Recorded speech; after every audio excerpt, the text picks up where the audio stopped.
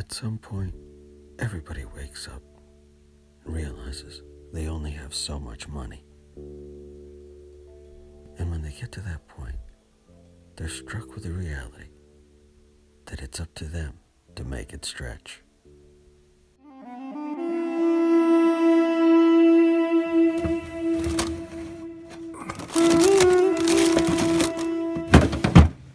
Guys, I'm not sure exactly how to break this to you, but food has become too expensive.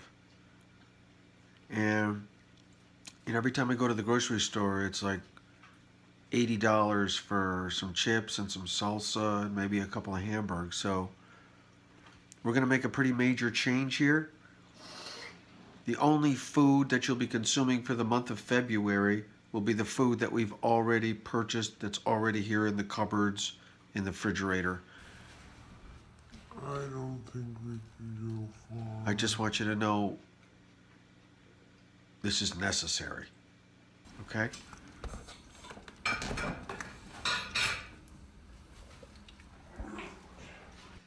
Everybody's going to have to work a little bit harder to figure out how to make meals work, okay? What ice creams are here? You don't have a job? Too bad. This is your new job, This is my job. okay? Figure it out. It already is my job. Figure it out.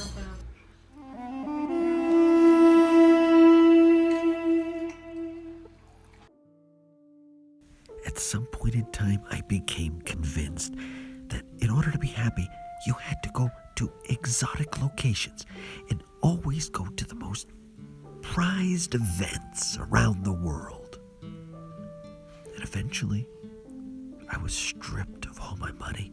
It was gone. Even wildlife, which I know is here, I felt like I had to go somewhere else to see it. This is the expedition of a lifetime. It's called Living Within Your Means. Expedition Earth. Stick with us.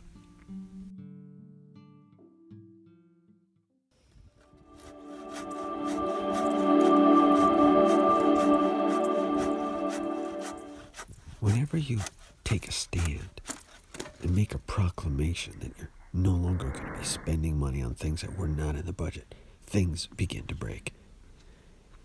And true to form, the chainsaw broke.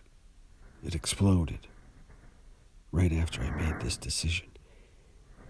And it was obvious that I was going to be confronted with a challenge. Either go out and buy a new chainsaw or simply find another way to obtain firewood. This is all a part of that great big game of living within your means. We had a little handsaw. We knew there was tons of firewood out there in the backyard. We decided to take up the challenge.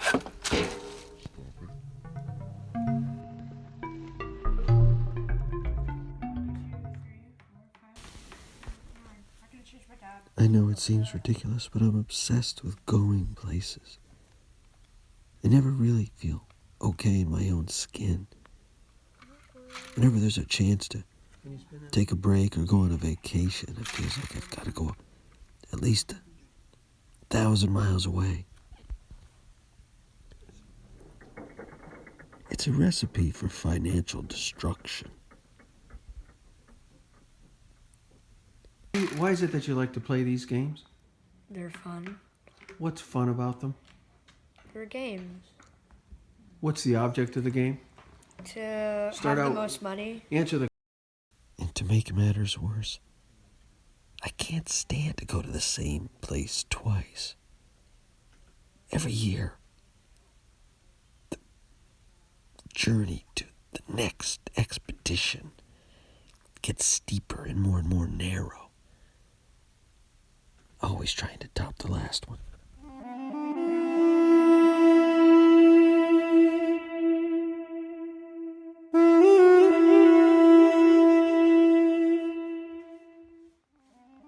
And all along, simple things like a fire and the warmth it provides, the comfort, the beauty, just sitting by that fire. absorbing the BTUs, and snuggling up with a mammal of another species. Companionship with that mammal.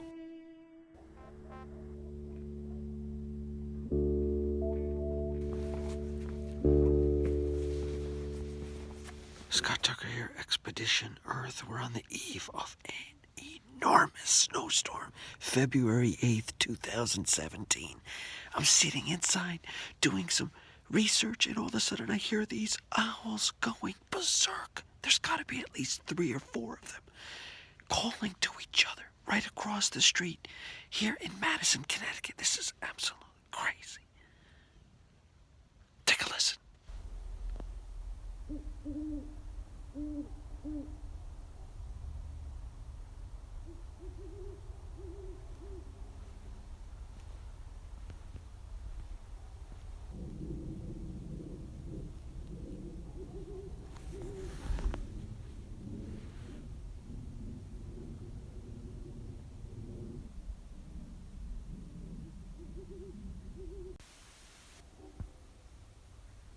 The simple process of just sitting out at night in the silence, listening to the owls, has brought about more serenity and more appreciation than just about anything else.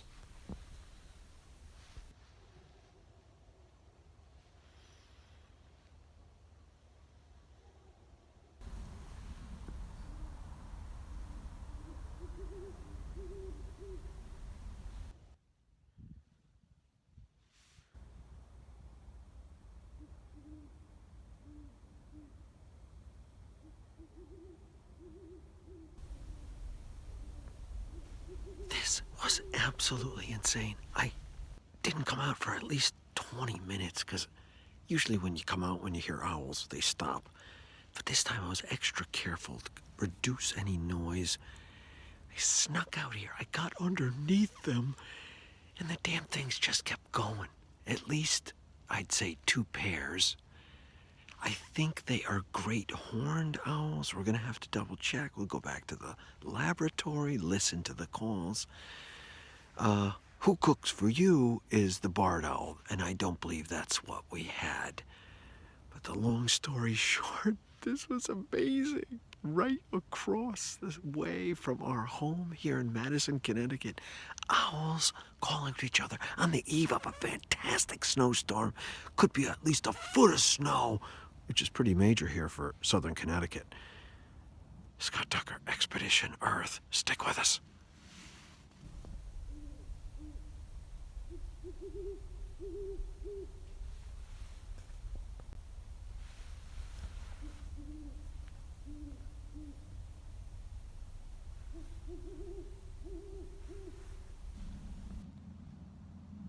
The temperature is dropping like crazy. The snow is probably going to hit around 4 a.m. We got at least another 6 hours before that extreme cold blast hits us. And I believe that these owls are aware of this. Perhaps this is one of the last times they're going to get a chance to call to one another. Perhaps they're breeding, or they're attempting to breed. And they sense there's a major barometric pressure drop in the works, and they're going to do something about it.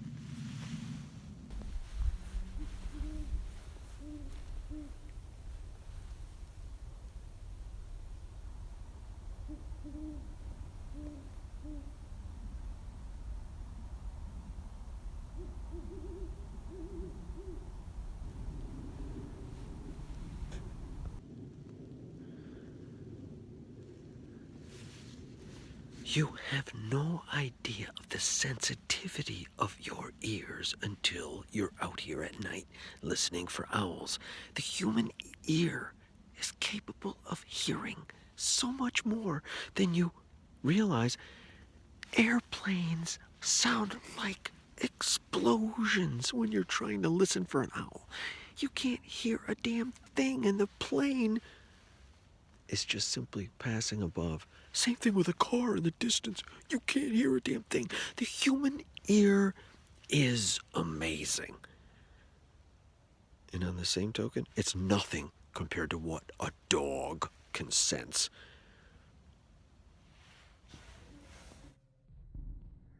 Right outside your front door is a completely new universe every single day. Outside of my own front door. But I forgot that.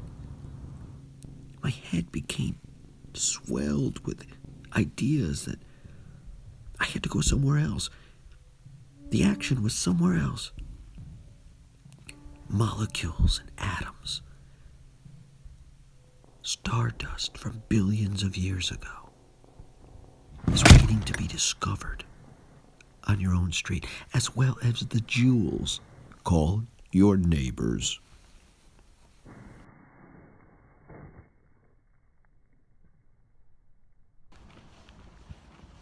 Hey, Pete, how are you? Hi, hello there. You're beautiful. How are you? Hi. Yeah. Oh, hello there. Oh, hello there.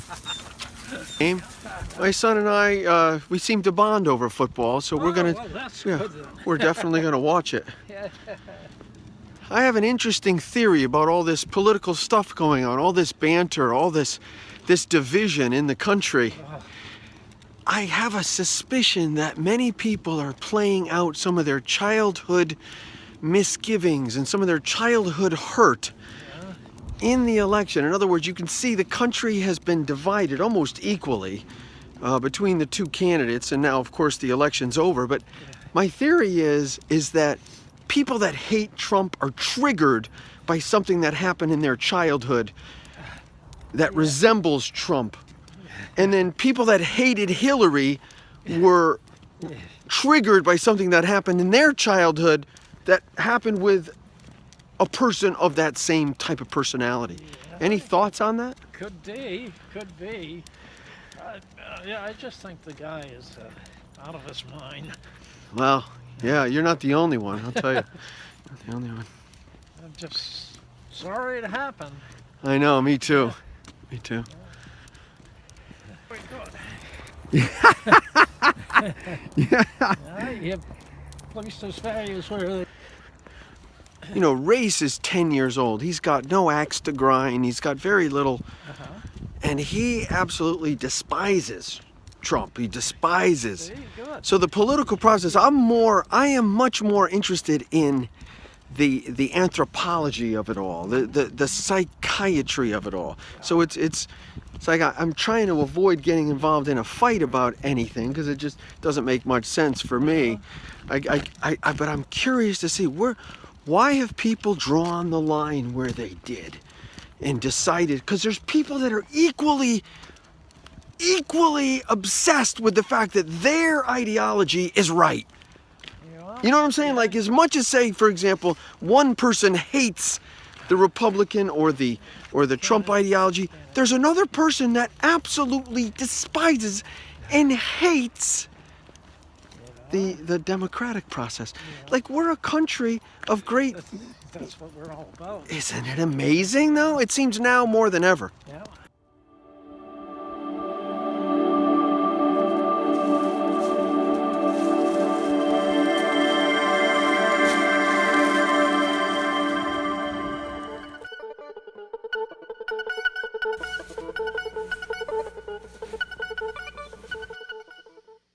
Opportunities to live within your means come in all kinds of shapes and sizes.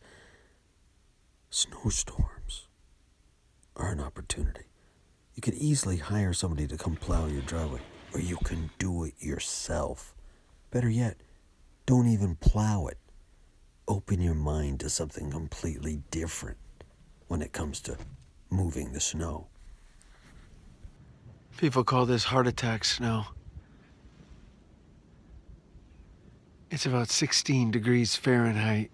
You don't have any choice. You have to do it. It's 9 p.m.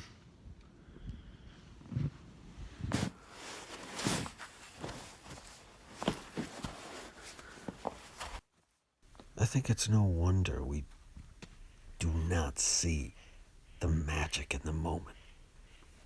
Things have been shoved down our throats at young ages. Get outside and do the chores. Spend enough time with a few families here, right in your local communities, and you'll see this is still the predominant way that we treat our children. If we're taught to despise and disgust the work around us, we're always going to want to pawn it off. Snow is like a gift from God. It's a gift. Free opportunity at increasing the cardiovascular system's strength.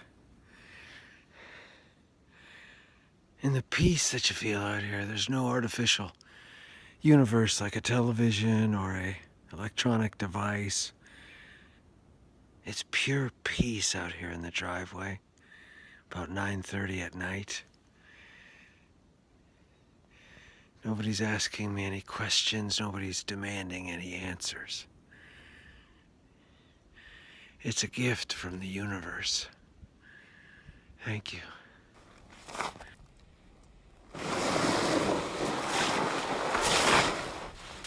At this point, I am beyond physical exhaustion. My daughter finally realizes she's not going to get to school tomorrow unless she jumps out and pitches in. She doesn't want to be trapped, so she does it. And then it hits me. An out-of-the-box solution. Why do I have to move this snow when I can simply pack it down with my snowshoes?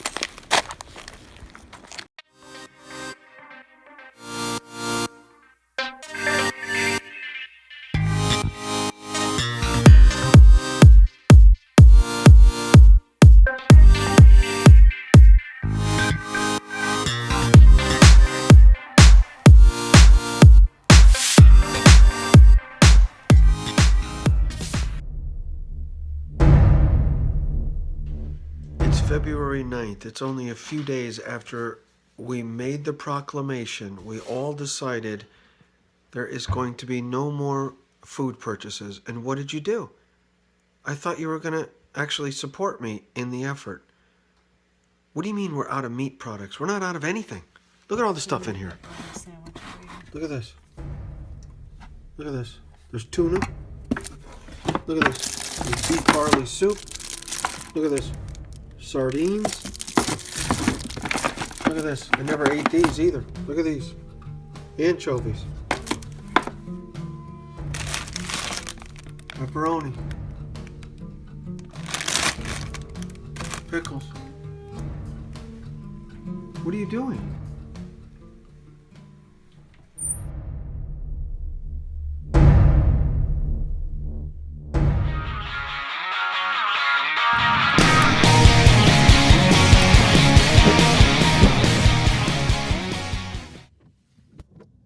Eventually it dawns on you that you've got to find a more competitive way to find food. Traditional ways and traditional supermarkets are killing you. You're spending all this extra money. So what do? You go to Job Lot.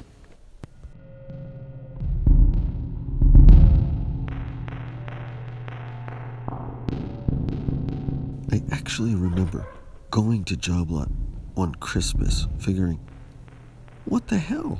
This place is loaded with all kinds of different stuff. Not a bad idea. But when it came to food, I realized this is pay dirt. You can find all kinds of different things. Who cares if the cans are dented and some of the stuff's expired? It's food.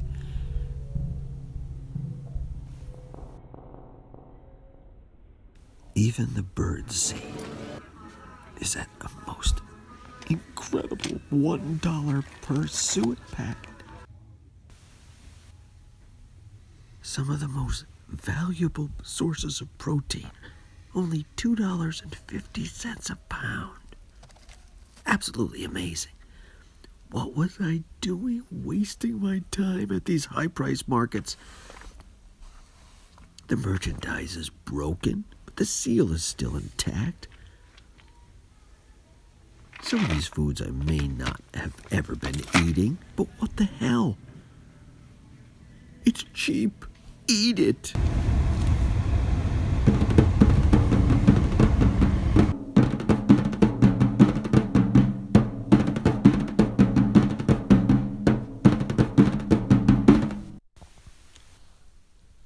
Traveling has virtually nothing to do with airplanes or trains or really automobiles for that matter. A simple snowstorm provides an emotional and psychological journey. For me, it's all the way back to childhood. You don't have to drive in it.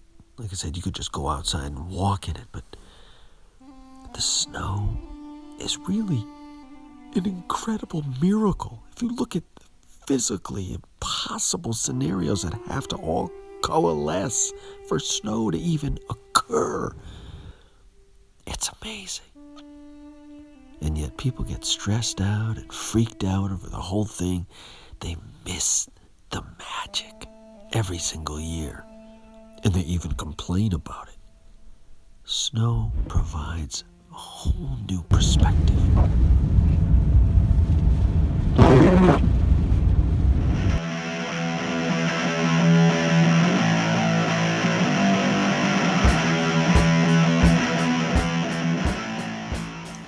In spite of the giant zit on my right cheek and how grotesque I feel, I still think it's more important for me to explain to you how February has been so far no grocery shopping month at the giant evil stores, and you know who they are. Instead, for lunch, I dug this out of the cupboard. It's been here for probably a solid year. Wild sardines. We're talking delicious. We're talking omega-3s. We're talking sustainable.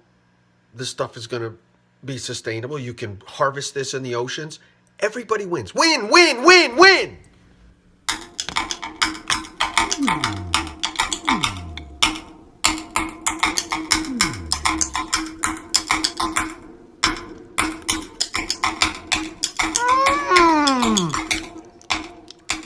Rice and beans never tasted so good. Spicy, not too spicy, delicious. Complete protein, so they say. Again, it's in the cupboard. You saw what's in the cupboard. Rice and beans. There's no meat left. There's no more turkey chili. There's no more turkey. There's no more chicken. Make do with what you have. It's February 16th. We're out of meat. So I'm told. We're going to make do. This is the tricky part. You've got to get the sardines out of the container without splashing it all over your fingers and walking around with your co-workers smelling like a bunch of stinky fish. Get these suckers out. Look at they fall apart.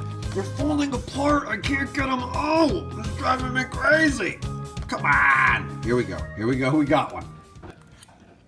It's freaking good. It's a good natural protein. That's good. Good for you. What you gotta really love about these things is you can kind of get a little taste, and you can actually crunch a little bit on the freaking the skeletons. There's skeletons in. Look at the skeleton right there. Look at that. It's a spine. You see that? It's a spine. Calcium in the spine. Calcium. A little crunching. The final challenge is to make sure that you do not overconsume. Just because you got a container, you open it up, you want to eat it all up. Only have one helping, one portion. The rest of it goes in a little container, put it in the refrigerator, have it for breakfast. Midnight snack.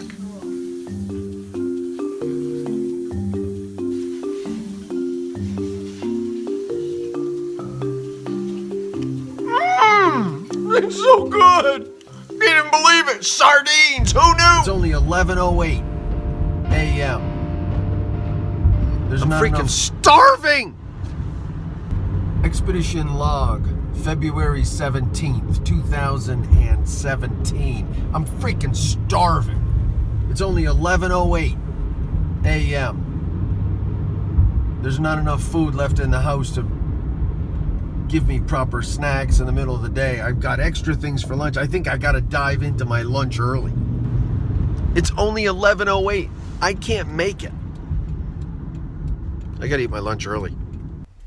Between a small regular coffee with cream and sugar and an egg and cheese on a croissant toasted each morning, couple that with another coffee in the afternoon with a toasted coconut donut. By the time you turn around, every day you're spending $8 to $10 at Dunkin' Donuts. Good morning, how can I help you? You know, for years and years, I have been coming to Dunkin' Donuts here kind of religiously. I think you guys know that. I just have to just come and say, listen, I'm no longer coming here to the drive-thru. I've probably spent thousands, maybe even several $1,000s over the years coming here. I'm no longer coming here. It's nothing personal. I don't want you to take it personal. I know you have noticed my absence, but I have decided to live within my means, to tighten the budget, and I'm no longer coming. It's nothing you did. It's not you. It's me. It's not me, it's you. No, it's me. It's you? I had to make a decision. I had to make a change. I don't want to take up any more of your time. I just wanted you to know, thank you for everything you've done. You're very welcome. Okay, bye-bye now. Goodbye, have a great life.